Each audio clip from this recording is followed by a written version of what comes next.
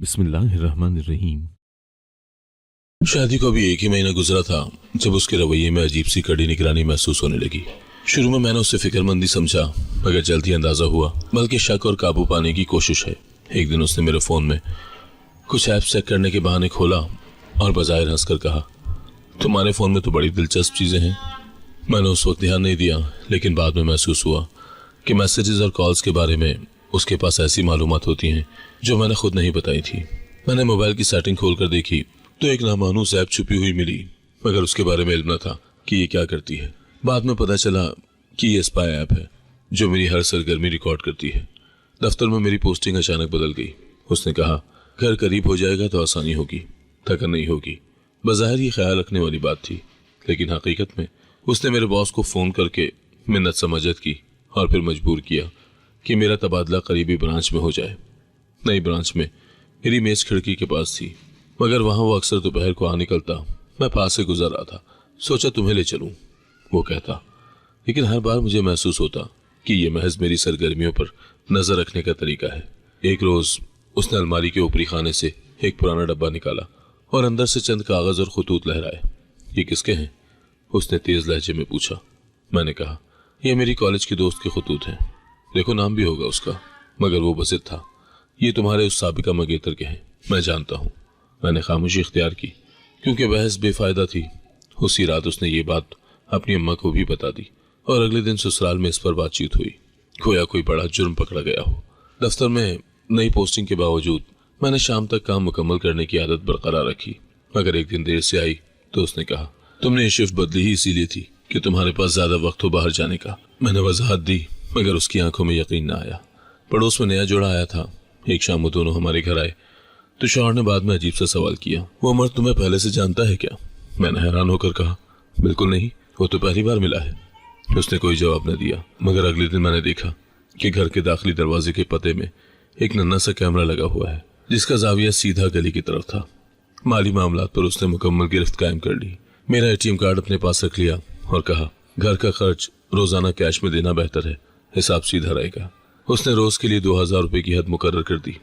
पहले महीने के वाकयात के बाद मुझे अंदाजा हो चुका था कि वो अपने मंसूबे को आहिस्ता आहिस्ता आगे बढ़ा रहा है। पिछली बार कैमरा पते में छुपाया था, अब किचन की अलमारी के ऊपर 2 नए कैमरे लगा दिए। मैंने सुबह नाश्ता बनाते हुए पूछा, ये किस लिए हैं? वो बोला, चूहे बहुत हैं, हर तरफ घुस जाते हैं। लेकिन उनका जाविया देखकर साफ लगा कि ये चूहों के लिए नहीं, बल्कि डाइनिंग टेबल और बाहर के दरवाजे पर नजर रखने के लिए है। फिर उसने घर में एक नया असूल नाफिज कर दिया, जो भी डिलीवरी बॉय कुछ लाए उसका नाम, नंबर और दस्तखत रजिस्टर में दर्ज होंगे। ये सब सिक्योरिटी के लिए है, वो कहता।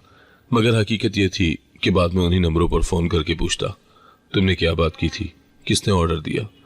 मैंने एक दिन पूछा, तुम्हें क्या लगता है मैं पार्सल वालों से कौन सी खुफिया बातें कर रही हूँ? वो हंसा नहीं, बस नजरें घुमाकर बोला, पता होना चाहिए। चंद दिन के बाद मेरे मोबाइल पर 2 नए फेक अकाउंट से मैसेज आने लगे, खैरियत है और आप कहाँ रहती हैं? शुरू में मैंने नजरअंदाज किया, फिर एक दिन जवाब दिया, कौन? उसी रात खाने के बाद उसने अचानक कहा, तो ये तुम फेसबुक पर अजनबियों से बातें कर रही हो? मैंने कहा, मैंने तो बस पूछा था कि कौन है। वो मुस्कुराकर बोला, ये दुनिया तुम्हें इतनी भी नहीं पता? तब मुझे शक हुआ कि ये अकाउंट्स उसी ने बनाए हैं। एक दिन मेरी डॉक्टर की अपॉइंटमेंट थी। उसने एतराज नहीं किया, बल्कि खुद साथ चलने का कहा। क्लिनिक पहुंचकर जब डॉक्टर ने कहा कि मुआयना अकेले में होगा तो वो बाहर बैठ गया, लेकिन मैंने दरवाजे की तरफ से एक मोबाइल का कैमरा नजर आते देखा। बाहर आकर मैंने कुछ न कहा, मगर जहन में ये बात महफूज कर ली। महीने के वस्त में उसने कहा, गाड़ी वर्कशॉप ले जानी है। शाम को जब वापस आई तो मेरे मोबाइल पर जीपीएस ट्रैकर का नोटिफिकेशन आया। मैंने ऐप खोल कर देखी तो गाड़ी के अंदर एक नई डिवाइस रजिस्टर हुई थी। मैंने खामोशी से उसका सीरियल नंबर नोट करके अपने बैग में रख लिया। उसी हफ्ते मुलाजमा ने आकर कहा, बीबी जी, साहब अक्सर आपके कमरे में लॉकर खोलते हैं। मैंने लॉकर के अंदर एक छोटा सा कागज इस तरह फंसाया कि अगर लॉकर खोला जाए तो उसका रुख बदल जाए। अगले दिन वो कागज उल्टा पड़ा था, यानी लॉकर की चेकिंग की जा रही थी। दफ्तर में मैंने एक फर्जी पर्सनल कोर्स में दाखिला लिया, जिसका असल मकसद हफ्ते में एक दिन फैमिली लॉ के लेक्चर सुनना था। वहाँ एक खवातीन प्रोटेक्शन हेल्प डेस्क की अफसर मिली। मैंने उसे मुख्तसरन हालात बताए तो उसने कहा, दस्तावेजी शवाहिद बचाओ, अभी कोई जल्दी कदम ना उठाओ, वरना वो दिफा में सब मिटा देगा। इसी दौरान उसने मेरे बैंक अकाउंट पर ज्वाइंट ऑपरेटिंग राइट्स के लिए दरखास्त दी। बैंक ने मुझे ओटीपी भेजा। मैंने इनकार कर दिया और कहा मैंने कोई इजाज़त नहीं दी। शाम को उसने कहा घर का खर्च एक ही अकाउंट से होना चाहिए, ये सब बकेड़ा ख़त्म कर दो। मैंने जवाब दिया मैं तो कैश का हिसाब रख सकती हूँ, तुम फिक्र न करो। फिर एक नया उसूल आया, घर से बाहर जाते वक्त अपना शेड्यूल लिख कर देना होगा, ये सिक्योरिटी का हिस्सा है। वो कहता मैंने एक दिन जानबूझकर फर्जी लोकेशन लिख। शाम को वापसी पर उसने कहा तुम वहां नहीं गई थी, तुम्हारी लोकेशन कुछ और थी। मुझे यकीन हो गया कि वो जीपीएस से मेरा पीछा भी कर रहा है। एक दिन उसने अलमारी में से मेरा पासपोर्ट निकाल कर कहा ये कब बना, किसने स्पॉन्सर किया था? मैंने कहा शादी से पहले का है, अपने पैसों से बनाया था। उसने पासपोर्ट वापस न दिया। मैंने उसकी फोटोकॉपी अपने वकील के पास भेज दी। उसने एक खुफिया अलमारी बनवाई जिसमें कफल के बजाय डिजिटल लॉक था। मैंने उस अलमारी का कोड निकालने की कोशिश नहीं की, मगर एक दिन मुलाजमा ने बताया कि इसमें कागजात और कोई छोटा आला रखा है। एक और चाल ये थी कि उसने घर की वाईफाई पर एक नया यूजर नेम बनाया और मेरा डिवाइस उस पर कनेक्ट किया। मैंने इत्तेफाकन वो ट्रेसिंग खोली तो पता चला कि उस यूजर पर एक मॉनिटरिंग टूल चल रहा है। पिछले हफ्तों की निगरानी और काबू पाने के खेल के बाद यह दिन सबसे ज्यादा गैर मुतवक्किल था। जुमे की दोपहर दरवाजे पर बेल बजी। मैं किचन में थी, झांक कर देखा तो वो खड़ा था जिससे मेरी मंगनी बरसों पहले टूटी थी। उसका चेहरा संजीदा और आंखें इर्द गिर्द देख रही थी, जैसे किसी खुफिया कैमरे या माइक को तलाश कर रहा हो। वो अंदर नहीं आया, दरवाजे की चौखट पर ही खड़ा रहा। हल्की सी सरगोशी में बोला मेरे पास ज्यादा वक्त नहीं है, ये तुम्हारे लिए है। उसने तय किया हुआ एक भूरा लिफाफा बढ़ाया। मैंने हाथ में लिया तो महसूस हुआ कि अंदर कोई सख्त सी चीज है। उसने कहा अभी ना खोलो, जब अकेली हो तब देखना। मैंने कहा ये सब क्या है? वो बोला बस याद रखना कि हर तस्वीर और हर फाइल की कॉपी महफूज है। तुम पुरानी बातों के बावजूद ये जानने की हकदार हो। मैंने आहिस्ता से सर हिलाया। वो पलटा और गली के कोने पर जाकर गायब हो गया। दरवाजा बंद करने के बाद मैंने जल्दी से पर्दे गिरा दिए। लिफाफा खोला तो एक यूएसबी और 3 रंगीन फोटो निकले। पहले में शौहर एक फार्म हाउस के गेट पर सिया एसयूवी के साथ खड़ा था। तस्वीर के नीचे तारीख दर्ज थी। ये पिछले महीने की थी जब उसने कहा था कि वो बिजनेस ट्रिप पर शहर से बाहर है। दूसरी तस्वीर में उसी एसयूवी के पीछे मेरी खालाजाद का शौहर खड़ा था। दोनों एक दूसरे से बात करते दिखाई दे रहे थे। तीसरी में एक बड़े हॉल का मंजर था। मेजें सजी थी और एक स्टेज के पीछे पर्दा था जिस पर प्रोजेक्टर की स्क्रीन चल रही थी। कुर्सियों पर कुछ लोग बैठे थे और सामने वाली मेज पर एक फाइल खुली हुई थी जिस पर मेरी जायदाद के एरिया का नक्शा था। मैंने यूएसबी लैपटॉप में लगाई। 4 फोल्डर थे, प्लान, कॉल्स, पेपर्स, नाइट्स। पहले नाइट्स खोला, तारीख और वीडियोस थी। कई में शौहर मुख्तलिफ औरतों के साथ डिनर करता नजर आ रहा था। एक में किसी तकरीब में हाथ में शराब का गिलास लिए हंस रहा था और एक में वो एसयूवी में एक नामालूम औरत को बिठा रहा था। फिर प्लान खोला, उसमें ऑडियो फाइल्स थी, आवाजें साफ थी। शौहर और उसके करीबी रिश्तेदार। एक रिकॉर्डिंग में वो कह रहा था रजिस्ट्री का कागज मेरे पास है, बस एक झूठा मेडिकल सर्टिफिकेट बना लो और कुछ तस्वीरें एडिट करवा लो, केस खुद ब खुद जीत लेंगे। दूसरी में वही औरत बोल रही थी, औरत के किरदार पर इल्जाम लगा तो फिर कोई उसका साथ नहीं देगा। फोल्डर में मेरी जायदाद की रजिस्ट्री का रंगीन स्कैन था जो मेरी फाइल से गायब थी। उस पर एक और सफा जोड़ा गया था जिस पर मुस्तकबिल की तारीख में मुंतकिली का नोटेशन लिखा था। पेपर्स फोल्डर में कई कॉल लॉग्स के स्क्रीनशॉट्स थे। एक नंबर वही था जो उस शख्स के कार्ड पर लिखा था जो खुद को फैमिली सालिस कहता था। कॉल्स। मैंने हर फोल्डर का ऑफलाइन बैकअप बनाया। यूएसबी निकालकर बावर्ची खाने के आटे के डब्बे के नीचे छुपा दिया क्योंकि किचन में अब तक कोई कैमरा नहीं था। जैसे ही मैंने लैपटॉप बंद किया, बाहर गेट पर मोटरसाइकिल रुकने की आवाज आई। मैंने यूएसबी जेब में डाल ली और पानी का गिलास हाथ में पकड़ लिया। चंद मिनट के बाद शौहर अंदर आया। उसकी कमीज पर सिगरेट के धुएं की बू और तेज कुलौन की खुशबू थी। ये कैसा दिन गुजारा तुमने?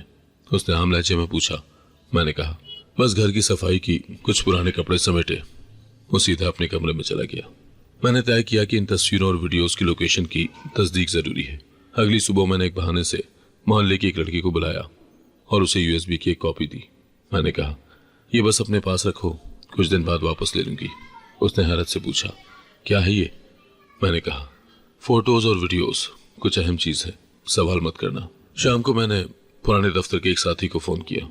उसने कहा फार्म हाउस का एड्रेस देना, मैं अपने दोस्त से ड्रोन शूट करवा लूंगा। मैंने तस्वीर का स्क्रीनशॉट भेजा। 2 दिन के बाद उसने ड्रोन फुटेज भेज दी। गेट वही था जो पहली तस्वीर में था। अंदरूनी हाल वही नजर आ रहा था जो तीसरी तस्वीर में था। उस फुटेज में 2 कारें खड़ी थी, एक एसयूवी और एक सफ़ेद सेडान जिसका नंबर मैंने नोट कर लिया। मैंने कॉल्स फोल्डर में मौजूद नंबरों को एक प्रीपेड सिम से डायल करके चेक किया। ज़्यादातर नंबर या तो बंद थे या दस्तयाब नहीं आ रहा था, लेकिन एक नंबर पर एक मर्द ने फ़ोन उठाया। मैंने फर्जी नाम से कहा, मैं हॉल की बुकिंग के बारे में बात करना चाहती हूँ। उसने फ़ौरन जवाब दिया, आपको वही तारीख चाहिए जिस दिन साहब की मीटिंग हुई थी। ये सुनकर मेरा शक और पुख्ता हो गया। तीसरे दिन मैंने बैंक के एक जानने वाले से चुपके से पूछा, अगर किसी ने रजिस्ट्री के साथ लोन अप्लाई किया हो तो क्या पता चल सकता है? उसने कहा, जी, लेकिन सिर्फ असल मालिक या उसके नुमाइंदे की रिपोर्ट दी जा सकती है। मैंने कहा, अगर कोई जाली नुमाइंदा बने तो? वो बोला, तब केस पुलिस को जाएगा। मैंने इस बात का नोट बनाया।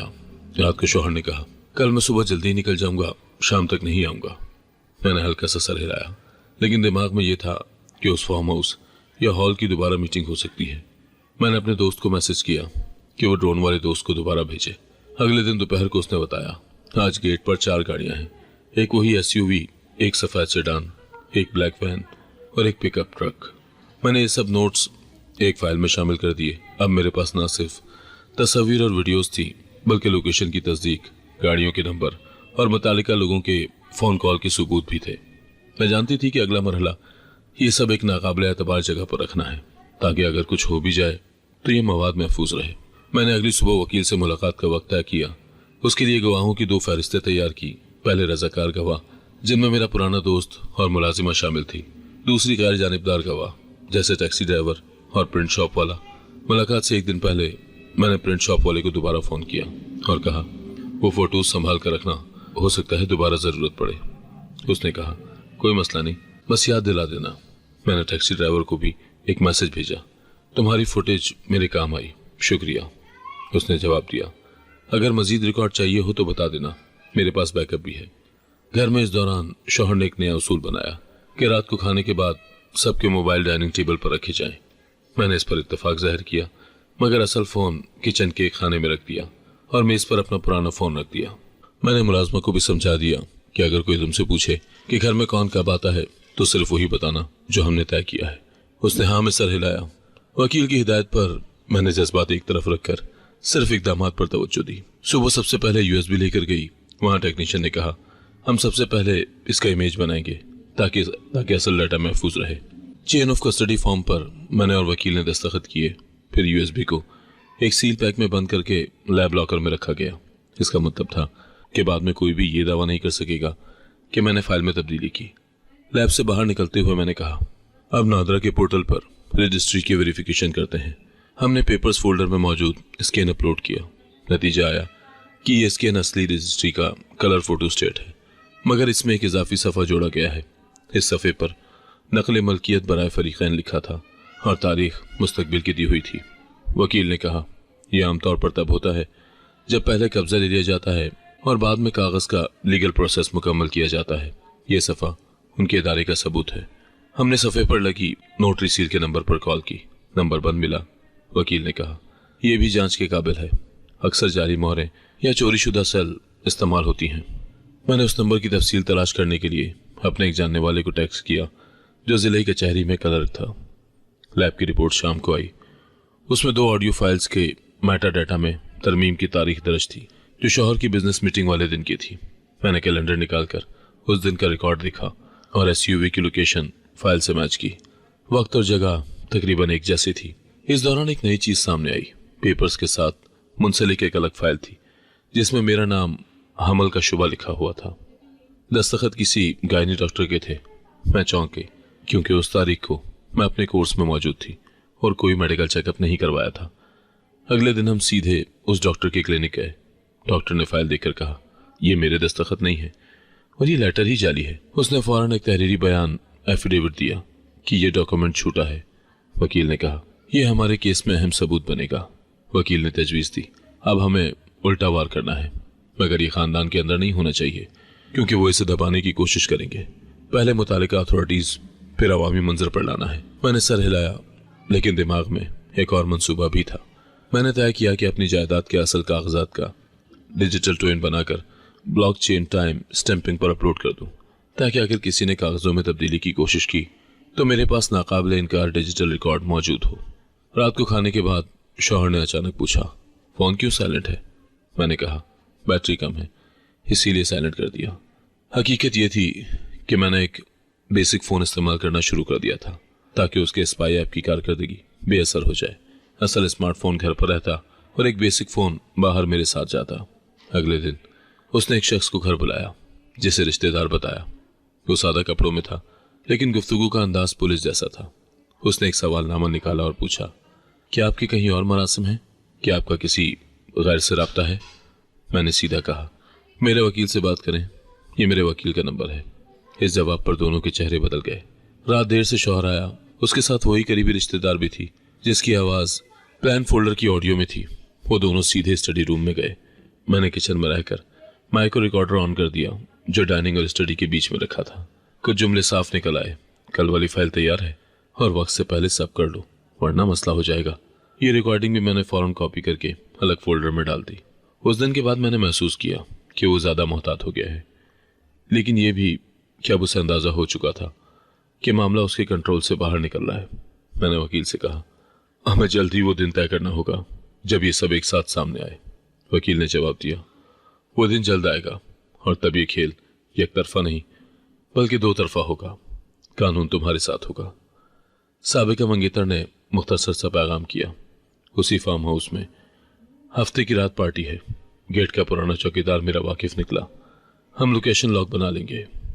मैंने जवाब दिया, मैं नहीं आऊंगी। तुम और वो मुलाजिम नंबर प्लेट्स नोट करना, वक्त भी साथ लिखना। उसी रोज शाम को शौहर ने पुरतालीफ लहजे में कहा, आज बिजनेस डिनर है, फोन कम उठाऊंगा, देर हो सकती है। मैंने रस्मी से अंदाज में सर हिलाया और किचन की फहरिस्त में ग्रोसरी लिखने लगी। रात 10 बजे साबिका मंगेतर का मैसेज आया। 2 गाड़ियों की नंबर प्लेट्स, एक वही एसयूवी, दूसरी खालाजाद के शौहर की सेडान। 11 बजे उसने वॉइस नोट भेजा। 2 मर्द बाहर आए। एक कॉल पर कह रहा था, कल फाइल दफ्तर ले आओ वरना लड़की हाथ से निकल जाएगी। ये ठीक 11:12 पर हुआ। मैंने फौरन एक लाइन अपनी स्प्रेडशीट में दर्ज की, तारीख, वक्त, प्लेट्स, बयान। अगले दिन सुबह मैंने मुलाजमा को नाश्ता देकर दालान में एक पुराने संदूक के नीचे एक वॉलो क्लैंप पर चिपका दिया। उसके अंदर मिनी डीवीआर था जिसकी बैकअप बैटरी 6 घंटे चलती थी और हरकत होते ही रिकॉर्डिंग शुरू कर देता था। मुलाजिम ने आहिस्ता से पूछा, बीबी जी ये क्या है? मैंने कहा, सफाई के लिए लगाया है, कुछ चूहे के निशान देखे हैं, तुम फिक्र न करो। दोपहर में मैंने कॉर्नर टेबल के नीचे भी एक छोटा सा स्टिकर माइक लगा दिया ताकि स्टडी के दरवाजे के पास आवाजें उठ सके। शाम को शौहर मामूल से जल्दी आया और सीधा स्टडी में गया। 10 मिनट बाद खालाजाद का शौहर पहुंचा। दरवाजा बंद हुआ तो डीवीआर के माइक में मध्यम लहरें आई। साफ अल्फाज कम थे मगर रजिस्ट्री और इद्दत के अल्फाज वाज़े सुनाई दिए। फिर एक जुमला टुकड़ों में रिकॉर्ड हुआ, दावत, शाम, सब एक जगह। जाते हुए वो शख्स बोल कर गया, कल शाम दावत पक्की? शौहर ने मुख्तसर जवाब दिया, हाँ मेहमानों की लिस्ट तैयार है। मैंने अंदर ही अंदर अपने टाइमलाइन में निशान लगा दिया कि अब इज्तिमाई इंकिशाफ से एक कदम पहले कानूनी कट लगाना लाजिम है। अगली सुबह वकील को अपडेट दिया। उसने कहा, एसेट फ्रीज और प्रोटेक्शन ऑर्डर की ड्राफ्ट्स तैयार हैं, लेकिन हमें एक कलीदी दस्तावेज चाहिए, उस नोटरी सील वाले की असल शनाख्त का तस्दीकी रिकॉर्ड, सिर्फ बयान नहीं। मैंने कहा, रिटायर्ड नोटरी का हल्फिया हमारे पास है, मजीद क्या दरकार है? वकील ने बताया, इस सील के जारी होने की रजिस्टर बुक की कॉपी या थाने में दर्ज चोरी की FIR नंबर, साथ ही स्टैम्प फरोश के रिकॉर्ड की फोटो। मैंने नोटबुक में 3 कतारें खोली, register book, FIR number, stamp फरोश का रजिस्टर। मैंने ट्रांसपोर्ट के रिकॉर्ड के लिए एक और जाविया खोला। शहर से बाहर जाने वाली टूल प्लाजा की ई-टैग लॉग अपने जानने वाले ऑपरेटर से रब्ता किया। मैंने सिर्फ नंबर प्लेट्स दी। उसने कहा, कानूनी दरखास्त आने पर डाटा दे सकते हैं, अभी सिर्फ तस्दीक करूंगा कि रात को एक ही राउंड ट्रिप हुआ था। उसने बताया कि हफ्ते की रात 8:14 पर बाहर और 1:03 पर अंदर की एंट्री लगी है जो फार्म हाउस के सिमत के रास्ते से मैच करती है। मैंने वकील को यह भी लिख कर दे दिया कि रस्मी तौर पर रिकॉर्ड मांगा जाए। घर में निगरानी के रैकेट में मैंने मजीद 2 छोटे इकदाम किए। दालान के दूसरे कोने में पेरीमीटर मोशन सेंसर लगा दिया जो हरकत पर टाइम स्टैम्प बताता है, और स्टोर रूम के दरवाजे के अंदर चौखट पर एक पतला सा कागज चिपका दिया। अगर दरवाजा खुलेगा तो कागज फट जाएगा। सुबह देखा तो कागज अपनी जगह पर था, यानी रात को अंदर कोई नहीं आया। अगले दिन सुबह में वुमेन डेस्क पर पहुंची और इब्तिदाई शिकायत में मजीद शवाहिद की रोशनी में शेक के साथ नई दस्तावेजात की फहरिस्त जमा करवा दी। मोहर की FIR की कॉपी, स्टैम्प फरोश, रजिस्टर की तस्वीर, गेट रजिस्टर की तस्वीर, DVR की audio clips, toll plaza confirmation. एहलकार ने कहा, ये सीरियलवार सबूत हैं, आपकी दरखास्त पर फौरी नंबर लग जाएगा। उसने मुझे एक रेफरेंस नंबर दिया और कहा, किसी भी इमरजेंसी में यही दिखाएं। दोपहर में शौहर ने एक मुख्तसर मैसेज किया, आज शाम 8 बजे तक मेहमान आ जाएंगे, खाना सादा रखना। मैंने खामोशी से किचन में लिस्ट बनाई, मगर साथ साथ अपने बैकअप सिस्टम चेक किए। लैपटॉप में वीडियोस, USB में क्लिप्स और क्लाउड लिंक, जिसे दोस्त ने पासवर्ड के साथ महफूज कर रखा था। मैंने लाइव अपलोड के लिए एक पुराना मोबाइल वाईफाई पर लगाकर पर्दे के ऊपर रख दिया, ताकि वक्त ज़रूरत रिकॉर्डिंग क्लाउड पर जाए। नोटरी सील की असल शनाख्त के तसलसल में मैंने रिटायर्ड नोटरी के साहिबजादे से मुलाकात रखी। उन्होंने पुराना फाइल फोल्डर निकाला जिसमें मोहरों की सीरियल नंबरात की डेट अक्टूबर से अगस्त तक की तब्दीलियां दर्ज थी। मैंने उस फाइल की मुतालिका सतूर की तस्वीर ली और एक मुख्तसर बयान लिखवाया। मोहर नंबर फला फला तारीख को गुमशुदा करार पा चुकी थी। उसके बाद कोई कानूनी दस्तावेज इस नंबर से जारी नहीं हुई। उन्होंने दस्तखत किए और शनाख्ती कार्ड की कॉपी मुंसलिक की। ये पीस अगले ही लम्हे वकील को भेज दिया गया। जवाब आया, एसेट फ्रीज दायर कर देते हैं और प्रोटेक्शन ऑर्डर के साथ मिलकर ये सेट होगा। शाम ढले मुलाजमों ने आकर बताया, बीबी जी, साहब ने कहा है ऊपर स्टडी में कोई ना आए, वहीं मेहमान बैठेंगे। मैंने उसे हिदायत दी, जब वो आए तो पानी इधर रख देना और जो ट्रे लेकर जाओ कॉर्नर टेबल के करीब रखना। उसके नीचे एक चाबी है, उसे छेड़ना नहीं, बस ख्याल रखना कि कोई हाथ न डाले। ये वही माइक्रो रिकॉर्डर था जिसे मैंने सुबह चार्ज करके रखा था। 8 बजे 2 कारें गेट पर रुकी। मैंने किचन के पर्दे की ओर से देखा, चेहरे पहचाने, एक बिजनेस पार्टनर और एक दरमियानी उम्र का वकील नुमा शख्स। स्टडी में दरवाज़ा बंद हुआ तो DVR ऑडियो में घुसर पुसर शुरू हुई। कुछ जुमले साफ आए, फाइल कल मौजूद होनी चाहिए, रजिस्ट्री का सफ़ा नंबर 3 मत बदलना, इद्दत के बाद कागज़ रखना आसान होगा। मैंने टाइम स्टैम्प लिखे और साथ ही लाइव अपलोड भी ऑन रखा। इस दौरान साबिका मंगेतर ने टेक्स्ट किया। मुलाजिम ने बताया, फार्म हाउस के अंदर आज कुछ फाइलें कमरों से हटाई गई हैं, शायद मुंतकिल की तैयारी है। मैंने वकील को अपडेट किया। उसने जवाब दिया, कल सुबह 9 बजे अदालत में एसेट फ्रीज और प्रोटेक्शन ऑर्डर फाइल कर देते हैं। शाम की दावत अपनी जगह, लेकिन कानूनी दस्तावेज पहले जमा होनी चाहिए। मैंने ठीक लिखकर सेंड किया और बैग में तमाम कागजात तरतीब से रख दिए। रात करीब 11 बजे मेहमान रुखसत हुए। स्टडी का दरवाज़ा खुला तो शौहर ने आम लहजे में कहा, कल थोड़ा जल्दी उठ जाना, घर में मेहमान ज़्यादा होंगे। मैंने मुख्तसर जवाब दिया, ठीक है। अंदर आकर मैंने DVR निकाला, फाइलें लैपटॉप में मुंतकिल की, 2 कॉपियाँ बनाई, एक क्लाउड पर, एक पुरानी हार्ड ड्राइव पर। फिर मैंने उसी कागजी सिलसिले की आखिरी कड़ी बंद की। नोटरी सील के हल्फिए, register book, FIR, gate register, audio clips, toll lock confirmation, सब एक वाहिद फोल्डर में नामवार तरतीब दे दिए। अगली सुबह अदालत का रुख, शाम को दावत का स्टेज और इन दोनों के बीच मेरा फैसला पहले ही वाज़ेह हो चुका था कि अब खेल सबूत के साथ खेला जाएगा, इशारों से नहीं। अदालत में सुबह एसेट फ्रीज और प्रोटेक्शन ऑर्डर जमा कराने के बाद मैंने शाम की दावत की तैयारी पर मुकम्मल तवज्जो दी। दोनों खानदानों को एक ही पैगाम भेजा, हफ्ते की रात को सालगिरह और शुक्राने की महफिल है, सब ने आना है। किसी ने तफसील न पूछी, बस हामी भर दी। असल वजह मैंने किसी को नहीं बताई। घर के बड़े हॉल में 120 इंच की स्क्रीन नस्ब करवाई, साथ ही बैकअप प्रोजेक्टर एक तरफ खड़ा किया। बिजली जाने की सूरत में UPS और जनरेटर दोनों स्टैंड बाय पर रखे। 3 दर्जे की बैकअप का प्लान तैयार था।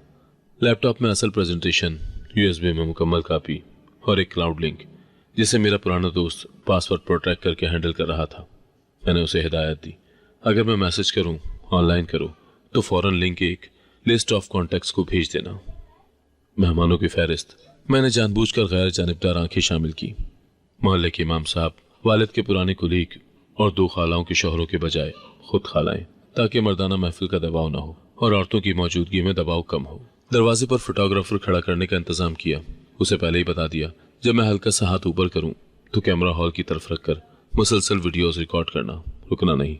उसने मुस्कुराकर कहा, समझ गया, शादियों से ज्यादा इवेंट का मजा आएगा। शौहर को मैंने तैयारी की तफसील नहीं दी, बस इतना कहा कि कुछ खास है, सबको बुलाया है। उसकी बेचैनी साफ थी। शाम को उसने 2 आदमी बाहर पार्किंग में खड़े कर दिए। मैंने मुलाजमा को कहा, लाइट डिमर के साथ जो छोटा मोबाइल में रख रही हूँ उसे हाथ न लगाना, यह खुद ब खुद रिकॉर्ड करेगा और फाइलें अपलोड होंगी। रिस्क कंट्रोल करने के लिए वकील को करीबी की गली में पार्क करके बिठाया। उसके लैपटॉप पर इख्तियारी दरखास्तों के स्कैन खुले थे। ईमेल ड्राफ्ट तैयार था। मैंने कहा, इशारा दूं तो सब इदारों को एक साथ रवाना करना। उसने कहा, 2 मिनट का वक्फा भी नहीं होगा। दोपहर को मैंने हॉल की स्कैनिंग खुद मॉनिटर की। कुर्सियों को रुख स्क्रीन की तरफ, प्रोजेक्टर का जाविया, ऑडियो स्पीकर्स की पोजीशन सब नोट किया। एक टेस्ट रन किया ताकि वीडियो बगैर रुकावट के चले। मुलाजमा ने पूछा, बीबी जी ये सब इतना परफेक्ट क्यों करवा रही हैं? मैंने कहा, सरप्राइज है। किचन में अलग मेज पर मेहमानों के लिए चाय, जूस और हल्की चीजें रखवाई ताकि वीडियो के दौरान किसी को इधर उधर जाने की जरूरत न पड़े। हॉल के एक कोने में मैंने अपना लैपटॉप रखा और उसके साथ ही एक पावर बैंक कनेक्ट किया ताकि अगर प्लग निकालने की कोशिश भी हो तो रुकावट ना हो। बैकअप प्लान का एक हिस्सा ये भी था कि मैंने यूएसबी की एक कॉपी इमाम साहब को पहले ही थमा दी थी। मैंने कहा, ये बस अपने पास रखें, आज रात के बाद आप समझ जाएंगे। वो खामोशी से मुस्कुरा दिए। शाम ढले मैंने मेहमानों की एंट्री लिस्ट मुलाजिमा को दे दी। मैंने कहा, जो नाम लिस्ट में नहीं है अंदर ना आने देना, चाहे वो साहब के दोस्त ही क्यों ना हो। दरवाजे पर खड़े फोटोग्राफर को भी कहा, अगर कोई अनजान चेहरा अंदर आए तो कैमरा उस पर रखना। शौहर घर आया तो हॉल की सेटिंग देखकर बोला, ये सब तुमने खुद किया? मैंने कहा, हाँ, सबको याद रहेगा। उसने मशकूक निगाह डाली मगर खामोश रहा। मेहमान आना शुरू हुए तो मैं हर किसी का इस्तकबाल खुद कर रही थी ताकि हॉल में कौन कहाँ बैठता है ये खुद तय कर सकूं। हम लोग जैसे इमाम साहब और खालाएं सामने की कतार में बैठी और शौहर के करीबी लोग एक तरफ। वकील को मैंने पहले ही कहा था, अगर मैं कहूं अब तो तमाम इदारों को ईमेल भेज देना। उसने तस्दीक की, तुम्हारा सिग्नल बस एक लफ्ज होगा। आखिरी चेक के तौर पर मैंने स्क्रीन पर 1 मिनट का ट्रेलर चलाया। सब कुछ साफ था। यूएसबी बैकअप प्रोजेक्टर से भी कनेक्ट हो चुकी थी। जनरेटर का फ्यूल चेक करवाया, यूपीएस की बैटरी फुल थी। एक और एहतियात ये थी कि मैंने हॉल की छत पर लगी लाइट के साथ एक छोटा मोबाइल फिट किया जो ऊपर से पूरे हॉल को रिकॉर्ड कर रहा था। उसका वाईफाई कनेक्शन तो उसके क्लाउड से बराह रास्त मुंसलिक था। दावत से पहले मैंने मुलाजमा को इशारा दिया कि ड्राइंग रूम के कोने में पानी की बोतलें रख दे। उसके नीचे एक पावर बैकअप डिवाइस छुपा हुआ था जो हॉल की माइक्रो रिकॉर्डिंग को 8 घंटे तक चला सकता था। सब तैयार था और मुझे पता था कि अगर इस रात कोई भी डिवाइस जब्त या खराब हो गई तो मवाद क्लाउड पर अपलोड हो चुका होगा। शौहर की बेचैनी बढ़ रही थी और मेरे लिए यही इत्मीनान काफी था कि इस बार सारी शतरंज की चालें मेरी मर्जी से चलेंगी। मेहमान अपनी नशिस्तों पर बैठ चुके थे। केक काटने के बाद तालियां बजी तो मैंने माइक थामा और मुख्तसर कहा, एक फैमिली वीडियो है, सबने देखनी है। हॉल की लाइट्स हल्की करके स्क्रीन ऑन की। पहली फाइल चली। वही फार्म हाउस का बैरूनी मंजर, गेट पर तारीख और वक्त वाज़े। पसे मंजर में मौसीकी, अंदर मेजें सजी हुई। पिछली किस्त के मुताबिक मेरे पास जो ड्रोन और गेट रजिस्टर की तस्वीर थी उनका क्लॉज भी साथ साथ चलाया गया ताकि लोकेशन महज तस्वीर न रहे बल्कि रिकॉर्ड शुदा हकीकत बनकर सामने आए। दूसरी फाइल में एसयूवी और सेडान की नंबर प्लेट्स बड़ी स्क्रीन पर नुमाया हुई। नीचे टूल प्लाजा के कंफर्मेशन टिकट्स का स्नैपशॉट। तीसरी फाइल में होम कैंप के वक्त और मेरे दफ्तर की हाजिरी शीट को साथ रखकर दिखाया गया, जमाने के सिरों को सीधा करके कि कहानी कब कहाँ झूठी गढ़ी गई। कुछ लोग कुर्सियों में आगे झुक गए। खामोशी में सिर्फ प्रोजेक्टर की मध्यम धुन सुनाई देती थी। उसके बाद प्लान फोल्डर की मुख्तसर ऑडियो क्लिप चलाई गई। मर्द की आवाज, फाइल मूव करनी है, सफा 3 वहीं रहने देना। खातून की आवाज, सर्टिफिकेट तैयार हो जाएगा, किरदार पर बात रखो। एक रिश्तेदार ने बेख्तियार कहा, आवाजें तो बहुत मिलती हैं। शौहर ने फौरन रिमोट की जानिब हाथ बढ़ाया, बस करो, ये घर की बातें हैं, मेहमानों के सामने तमाशा क्यों। मैंने माइक करीब करके साफ कहा, इस सब की 3 कॉपियां बैरूनी सर्वर पर अपलोड हैं, कोई रिमोट कुछ बंद नहीं करेगा। अगर एतराज है तो मेरे वकील से बात करें, वो बाहर मौजूद हैं। उसी पल हॉल के कोने में रखा डमर मोबाइल लाइव अपलोड कर रहा था। फोटोग्राफर ने मेरा इशारा पाकर कैमरा हॉल की तरफ मोड़ दिया और मुसलसल रिकॉर्डिंग शुरू कर दी। शौहर के दोस्त जो पार्किंग में खड़े थे अंदर घुसने लगे तो बैरूनी दरवाजे पर इमाम साहब और वालिद के कुलीग आ गए। इमाम साहब ने ठहरे लहजे में कहा, बैठकर सुन लीजिए, बात मुकम्मल होने दें, फिर सब अपनी राय देंगे। मैंने वकील को मैसेज किया। अब वो गली के नुक्कड़ से ईमेल रवाना करने लगा। डॉक्टर का एफिडेविट, जाली मोहर के सबूत, टूल लॉग्स, गेट रजिस्टर की कॉपियां, सब मुतालिका महकमों, बैंक और वुमेन डेस्क को एक साथ चले गए। अगली फाइल में होम कैंप के टाइम स्टैम्प के साथ मेरी हाजिरी शीट की तस्वीर विजुअल सिंक में दिखाई गई। मैंने मुख्तसरन कहा, यह वही दिन और वही वक्त है जिसे मेरे खिलाफ इस्तेमाल किया गया जबकि मैं दफ्तर में मौजूद थी। सास ने तेजी से पूछा, ये सब किसी ने तुम्हें दिया? मैंने जवाब दिया, वसीला अहम नहीं, सबूत अहम है। कमरे में बैठे लोगों ने गर्दनें स्क्रीन की जानिब मोड़ ली। अब मुबहम स्टडी रिकॉर्डिंग की बारी थी। मैंने चलाने से पहले कहा, आवाज कम है, मगर 2 लफ्ज साफ सुनाई देंगे। ऑडियो चली तो रजिस्ट्री और इद्दत के अल्फाज वाजे होकर उभरे। पर्दे के पीछे खड़ा टेक्नीशियन प्रोजेक्टर के साथ साउंड लेवल एडजस्ट करता रहा ताकि शोर न बढ़े। शौहर के चेहरे पर पहली बार पसपाई का साया दिखा। उसकी खाला ने बुलंद आवाज में कहा, यह सब झूठ गढ़ा गया है। मैंने मेज से चेन ऑफ कस्टडी फॉर्म उठाया। डिवाइस सील पैक में की गई इमेज बना, मेटा डाटा में महफूज।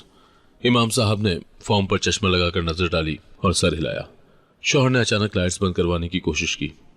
उसने दीवार का स्विच दबाया, मगर यूपीएस ने फौरन बोझ उठा लिया। प्रोजेक्टर ऑन रहा। उसने पावर केबल खींचना चाहिए तो पावर बैंक ने लैपटॉप को जिंदा रखा। वो रिमोट की तरफ बढ़ा तो फोटोग्राफर दरमियान में आ गया। माफ कीजिए, ये रिकॉर्डिंग जारी है, मैंने पुरसुकून लहजे में कहा। ताकत से नहीं, दलील से बात करें, वरना यह बराह रास्त लिंक बाहर चला जाएगा। मेरा पुराना दोस्त पहले ही क्लाउड लिंक हाथ में लिए बैठा था। मेरे एक एसएमएस पर यह पब्लिक शेयर हो जाना था। ससुरालियों के एक बुजुर्ग ने कहा, अगर वाकई झूठे सर्टिफिकेट्स बने हैं तो कागज दिखाओ। मैंने बड़ी स्क्रीन पर जाली गायनी सनद दिखाई, उसके साथ डॉक्टर का एफिडेविट का स्कैन, साथ ही दस्तखत के नमूने का जूम इन। खतूत के खम में फर्क नुमाया। किसी ने कुछ न कहा। शौहर के करीबी दोस्त ने मुदाखलत की, ये पुराने मामलात हैं, अब घर की बदनामी ना करो। वालिद के कुलीग ने संजीदगी से जवाब दिया, बदनामी झूठ से होती है, सच से नहीं। मैंने वकील से कॉल पर छोटा सा अपडेट लिया। उसने बताया, रिसिप्ट आ चुकी हैं, महकमों ने ईमेल्स वसूल करनी है। वुमेन डेस्क का ऑफिसर भी ऑनलाइन है। अगर कोई हाथ उठाया या डिवाइस छीनी गई तो फौरी रिस्पॉन्स मुमकिन है। मैंने स्क्रीन पर एक टाइमलाइन दिखाई। फार्म हाउस की रात, टूर लॉक के वक्त, गेट रजिस्टर की एंट्रीज, ऑडियो फाइलों का मेटा डाटा, सब एक कतार में। यह सिलसिला बयानिए की नहीं, वक्त की गवाही है, मैंने कहा। सास ने कमजोर आवाज में पूछा, तुमने ये सब कब जमा किया? मैंने जवाब दिया, जिस दिन कैमरा पते में देखा था उसी दिन से हर निशान महफूज कर रही हूँ। शौहर के चेहरे पर झंझलाहट बढ़ गई। वो आगे बढ़कर मेरे लैपटॉप के पास आया। यही सब खत्म करो, मैंने हाथ रोक कर कहा। कानूनी अमल शुरू हो गया है। जो कुछ तुम छुपाना चाहते थे वो स्क्रीन से बाहर जा चुका है।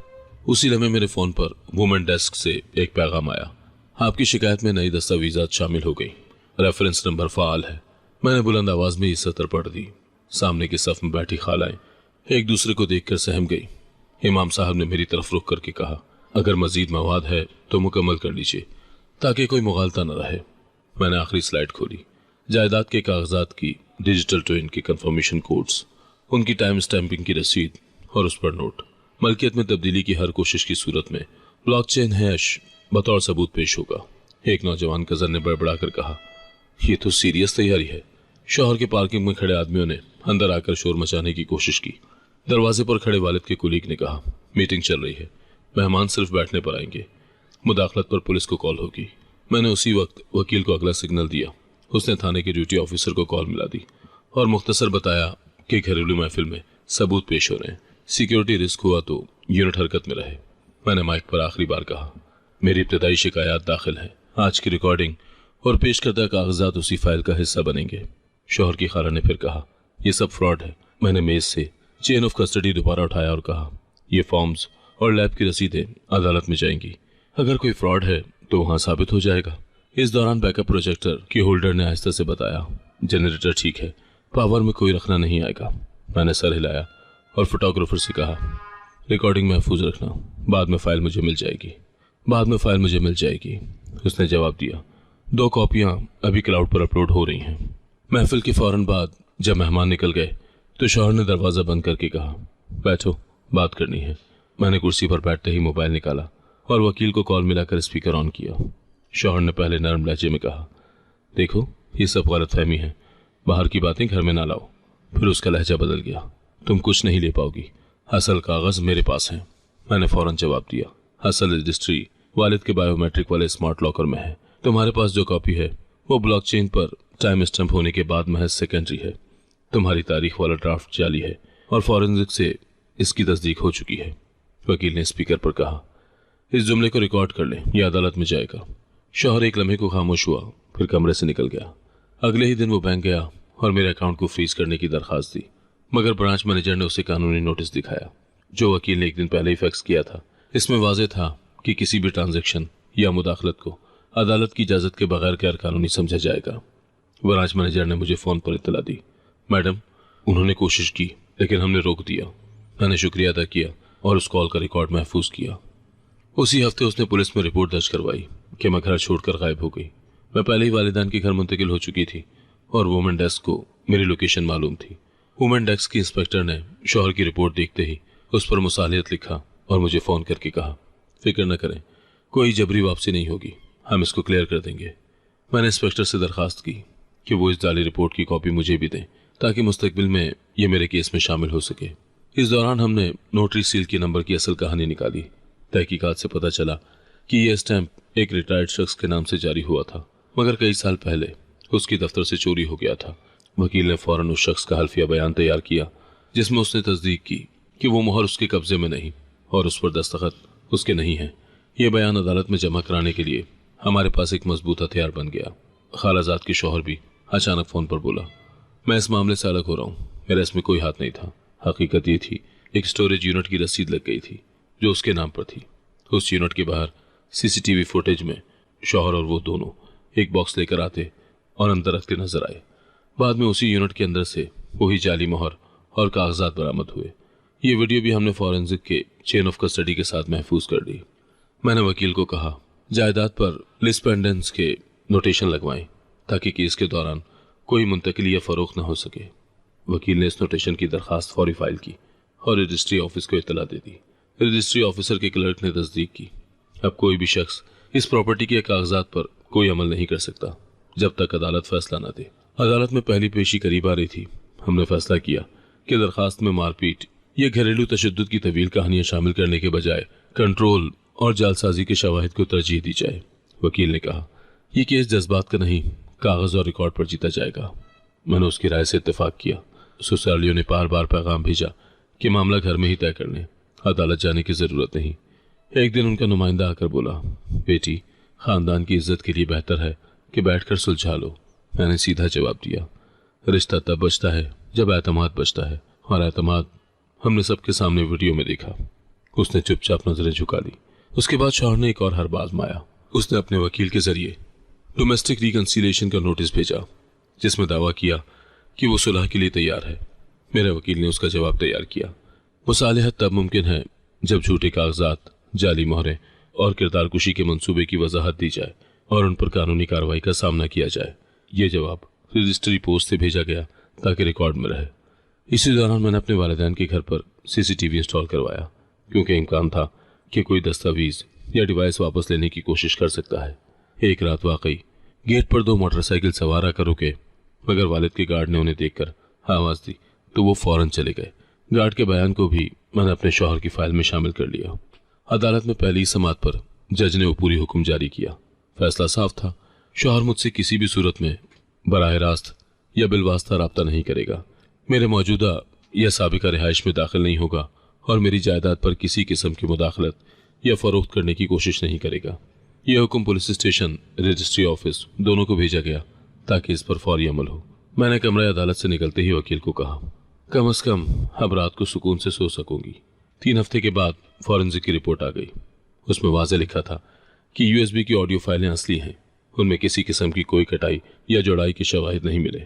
मेटा डाटा ने तस्दीक की कि ये रिकॉर्डिंग्स एक मुसलसल दौरानिये में हुई थी। स्टोरेज यूनिट की सीसीटीवी फुटेज ने भी तारीख और वक्त के साथ ये साबित कर दिया कि जाली कागजात और मोहर वहीं रखी गई थी। वकील ने रिपोर्ट में इस पर रखते हुए कहा, यह केस का सबसे मजबूत सतून है। शौहर ने वकील से इस पेशरफ्त के बाद मुसालिहत की पेशकश की। वो चाहता था कि मैं शिकायत वापस ले लूं, बदले में वो जायदाद पर दावा छोड़ देगा। मैंने वकील से पूछा, क्या हम ये मान लें? उसने सीधा जवाब दिया, जालसाजी और किरदार कुशी जैसे इल्जामात के बाद ये वापस लेना इंसाफ के खिलाफ होगा। मैंने इस बात में सर हिलाया और कहा, तो फिर केस आगे बढ़ाओ। चंद माह के बाद फैसला आया। अदालत ने मेरी जानिब से खुला की दरखास्त मंजूर कर ली और साथ ही जायदाद के तमाम कागजात मेरी मलकियत में बहाल कर दिए। शौहर पर एक महदूद मुद्दत के लिए माली और कानूनी जुर्माना भी आयद हुआ। जब कमरा अदालत खाली हुआ तो वकील ने कहा, यह महज एक मुकदमा नहीं था, ये एक मिसाल बनेगा। इद्दत के दिन शुरू हुए तो मैंने अपने लिए एक मंसूबा बनाया। एक कागज पर 4 नुकात लिखे, माली खुद मुख्तारी, कानूनी फहम, डिजिटल सेफ्टी और समाजी दायरा। मैंने अपने ज़ाती बैंक अकाउंट्स को अपडेट किया, ऑनलाइन बैंकिंग की दोहरी तस्दीक वाले निज़ाम पर मुंतकिल हुई और हर बड़े लेन देन की रसीद को क्लाउड में महफूज करना शुरू किया। कानूनी फहम के लिए मैंने एक मुख्तसर कोर्स ज्वाइन किया जिसमें घरेलू कवानीन, जायदाद के हुकूक और डिजिटल शवाहिद की कानूनी हैसियत पर लेक्चर्स होते थे। वहाँ एक सीनियर वकील ने कहा, ख़वातीन को अपनी ज़िंदगी का कम अज़ कम एक हिस्सा कानून समझने में लगाना चाहिए ताकि कोई दूसरा उनकी नावाकफियत का फ़ायदा ना उठा सके। मैंने इस बात को नोटबुक में लिखकर महफूज कर लिया। डिजिटल सेफ्टी के लिए मैंने पुराने डिवाइसेस का मुकम्मल डाटा साफ किया, एंड टू एंड इनक्रिप्शन फ़ाल की और हर सोशल मीडिया अकाउंट का पासवर्ड बदल दिया। एक साइबर सिक्योरिटी माहिर से मुलाकात की जिसने बताया, अगर कोई आपकी निगरानी करे तो सबसे पहले आपको डिजिटल फुटप्रिंट को कम करना होता है। मैंने उसकी हिदायत पर अमल करते हुए अपनी निजी मालूमात का ज़्यादातर हिस्सा ऑफलाइन मुंतकिल कर दिया। समाजी दायरा बढ़ाने के लिए मैंने एक मकामी एनजीओ के साथ रज़ाकाराना तौर पर वर्कशॉप्स करवानी शुरू की। उन वर्कशॉप्स में मैंने ख़वातीन को बताया कि निगरानी, GPS ट्रैकर और जाली कागजात जैसे हरबों का मुकाबला कैसे किया जाए। मैंने कहा, आप सबके सब मजबूत हथियार, रसीदें, टाइम स्टैंप और तीसरे फरीक गवाह हैं। जज्बात अच्छी बात है, लेकिन अदालत में सबूत बोलते हैं। इद्दत पूरी होने के बाद मेरे साबिका मंगेतर ने रस्मी तौर पर घर वालों के जरिए रिश्ता भेजा। मुलाकात में हमने जज्बात से ज़्यादा उसूल तय किए। मैंने कहा, मुश्तरका अकाउंट तभी जब दोनों के अलग अलग अकाउंट्स मुकम्मल फाल रहे, जायदाद अपनी अपनी, हर बड़े फैसले की तहरीरी मंजूरी और घरेलू निगरानी पर सिफर बर्दाश्त। उसने मुस्कुराते हुए कहा, ये सब मैं दिल से मानता हूँ। निकाह एक सादा सी तकरीब में हुआ। वलीमे में मेहमानों के सामने माइक पर मैंने एक जुमला कहा, किसी भी रिश्ते की बुनियाद शवाहिद नहीं हुआ करते, मगर जब बुनियाद हिला दी जाए तो शवाहिद ही पुल बनाते हैं। ये अल्फाज हॉल में गूंजे और कई ख़वातीन ने सर हिलाकर मेरी बात की तायद की। मैंने अपनी पुरानी USB डैश कैम की कॉपी और कानूनी फाइलें एक फोल्डर में रखकर महफूज कर दी। ये मेरे लिए यादगार नहीं बल्कि एक सबक थे। किस्सा कागजों और शवाहिद पर ख़त्म हुआ, मगर मेरे लिए ये एक नए दौर का आगाज़ था। मैंने देख लिया था कि जब आप होश के साथ कदम उठाते हैं और हर मुमकिन बैकअप रखते हैं तो कोई भी साजिश देर पा नहीं रहती। यही मेरी अगली ज़िंदगी का उसूल बन गया। खामोशी कमज़ोरी नहीं बल्कि एक मजबूत हिकमत अमली भी हो सकती है। अगर आपको आज की कहानी पसंद आई है तो वीडियो को जरूर लाइक कीजिएगा और अपने दोस्तों के साथ भी शेयर कीजिएगा। और हाँ, अगर आपने अभी तक हमारा चैनल सब्सक्राइब नहीं किया तो जरूर सब्सक्राइब करें।